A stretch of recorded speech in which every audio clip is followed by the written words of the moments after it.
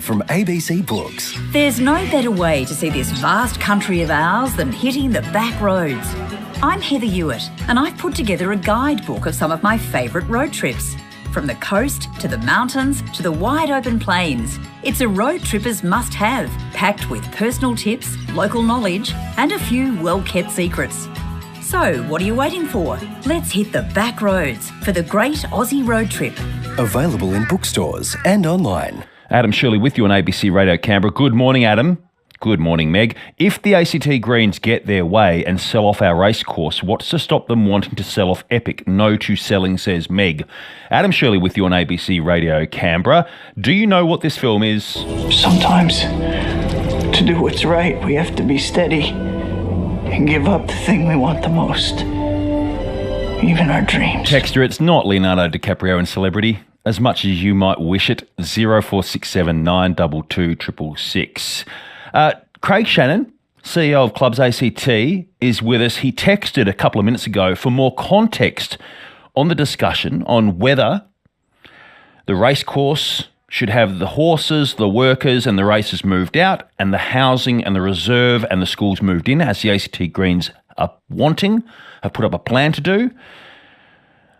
ClubsACT says in 2022-23, the thoroughbred racing in the ACT was responsible for generating more than $79.2 million in value-added contribution to the ACT economy. Craig Shannon, CEO of ClubsACT, good morning to you and thank you for your time. How did you and do you measure what that value-added contribution is? Good morning, Adam. Look, it's been fascinating this morning listening to Joe Clay's version of SimCity, because the Thoroughbred Park have a well-developed proposal already on the table that does much of what she's talking about, if not all of it. And yet the Greens would seem to prefer that the taxpayers pick up that tab when there's plenty of other opportunities around Canberra to upgrade things without taking on that kind of responsibility as a taxpayer. Again, how do you assess what the value-added economic activity is to that figure of, in 2022-23, nearly $80 million? Those figures come from a report that's been prepared by an independent consultant for Thoroughbred Park, and it's part of their ongoing communication with the ACT government about the value of what Thoroughbred Park does. They do a lot of things out there. They're a very big event space. You might be aware of the Festival for Speed that took place there. I went to it for a day, yes. Well, there you go. Well, I mean, I'm sure I went to it as well, and I'm sure you saw, like me, a substantial number of Canberra people there at an event that had nothing to do with horse racing. It is one of the few spaces where you can actually do events in the ACT, as those sort of spaces are diminishing, and there's no reason why you can't have social housing and affordable housing and a range of other facilities on that precinct plan provided by a Thoroughbred Park and still retain the opportunity for that kind of space for horse racing and other events. So to clarify, do you see a need even that housing is provided in that precinct, and housing to a significant degree to help address our housing crisis? That's a currently provided element of the Thoroughbred plan, Thoroughbred Park plan that they've got for the precinct already, that has social and affordable housing in there. And we've got to remember that Thoroughbred Park and the Canberra Racing Club are a not-for-profit venture. This is not talking about some sort of development for spivs or otherwise. This is actually a not-for-profit organisation that intends to invest in that precinct for the benefit of the Canberra community with the housing that Joe Clay has outlined, but not at the taxpayer's expense. I don't understand where the money's going to come from, and it amuses me sometimes that the Greens sort of talk like they've never been in government for the last 4 years, as ministers and otherwise.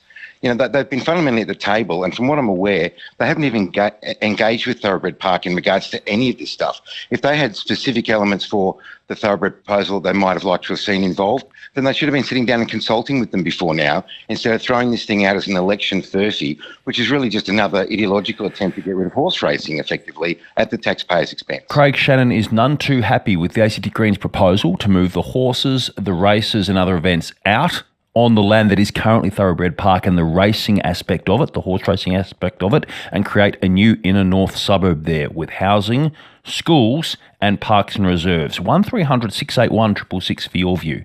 The SMS is 0467 922 666. Now, I don't know whether, Craig Shannon, you see this as part of this broader discussion, but in the last couple of days on Breakfast, we've had experts saying just how harmful gambling is becoming with the apps, with how they're tailored and marketed to younger and older people. And obviously, horse racing is a key part of that. Do you feel that the harms of gambling for people who are addicted to it should be a factor in the broader discussion of what to do with this land? Thoroughbred Park and all of the clubs in the ACT that are exposed to gambling are very active in the harm minimisation space.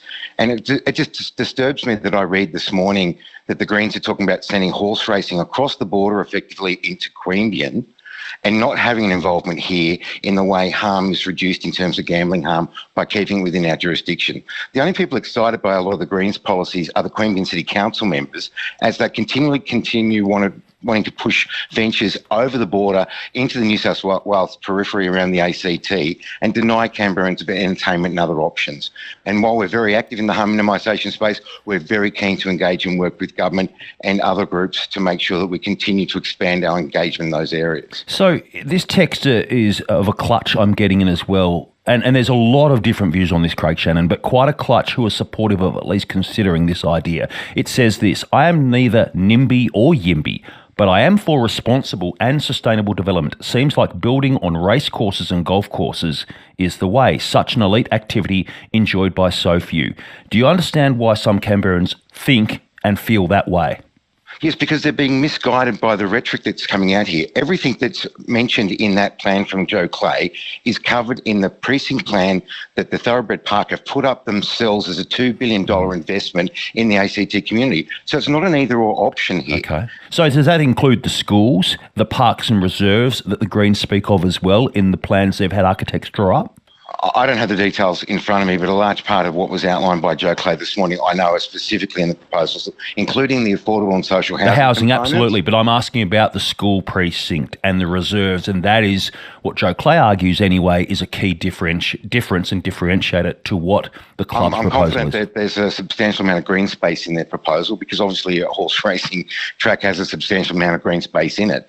But I haven't had a chance to look at the Greens proposal specifically in regards to the school, but there's schools around the ACT that need funding now that are not in a new suburb. I don't know that we actually need a new suburb when we can get some reinvestment going back into the suburbs around Canberra that already need that kind of spin. Greg Shannon, we do appreciate your time in response to that issue today. It's got quite a few people talking. Thanks for making time. Thanks, Adam. Always a pleasure. Craig Shannon, CEO of ClubsACT. This listener of many